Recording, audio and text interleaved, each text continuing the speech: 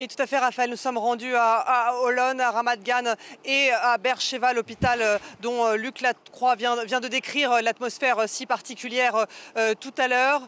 C'est donc le sud du pays qui a été touché et le centre de Tel Aviv qui s'est réveillé ce matin aux alentours de 7 heures avec le bruit des bombardements, avec aussi des alertes très imminentes puisque les missiles qui ont été utilisés selon l'Iran seraient des missiles hypersoniques et donc beaucoup plus rapides et plus difficiles à intercepter. Les dégâts matériels sur les différents lieux de frappe où nous avons pu nous rendre étaient assez importants. Des bâtiments entiers éventrés. À l'hôpital de Beersheva, tout un étage qui a été détruit par les frappes. Et comme on a pu l'entendre dans le reportage, par chance, il avait été évacué la veille et il n'était qu'à 50% de ses capacités selon un médecin avec lequel j'ai pu parler.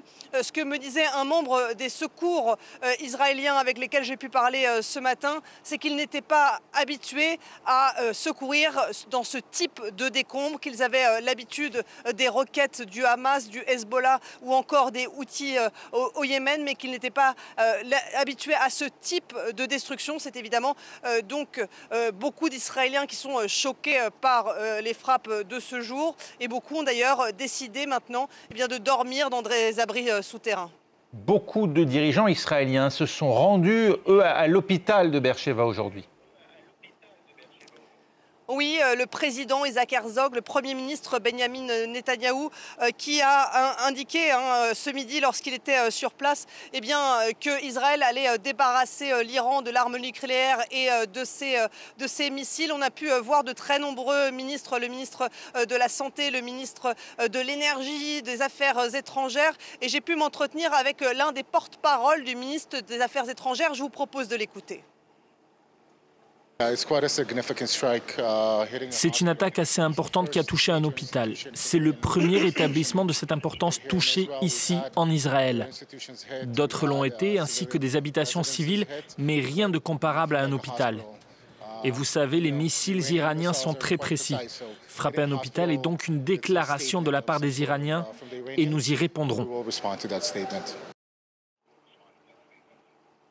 Et hors caméra, l'entourage de l'un de ces ministres nous confiait que cette frappe sur cet hôpital de Beersheva, le plus important du sud du pays, correspondait à un tournant et que les Israéliens allaient aller vers une escalade dans ce conflit, dans une intensification des frappes vers l'Iran. Et vous l'avez dit un peu plus tôt, Raphaël, c'est dans ce contexte que la Maison-Blanche a indiqué que Donald Trump se déciderait dans les 15 jours pour savoir si les États-Unis interviendront ou non en Iran.